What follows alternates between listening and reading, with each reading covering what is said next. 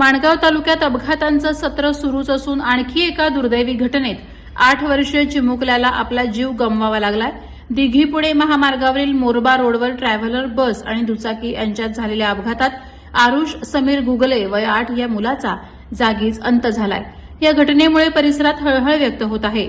Police सूत्रांकडून मिळालेल्या माहितीनुसार बुधवार दिनांक 7 जानेवारी रोजी दुपारी सुमारे 1:30 वाजण्याच्या सुमारास आरुष गुगले, आई आणि आजोबा शांताराम गुगले हे होंडा प्लेझर स्कूटी क्रमांक MH06CJ 2063 वरून माणगाव येथील साई सायकल मार्टमध्ये दुरुस्तीसाठी दिलेली सायकल घेण्यासाठी आले होते।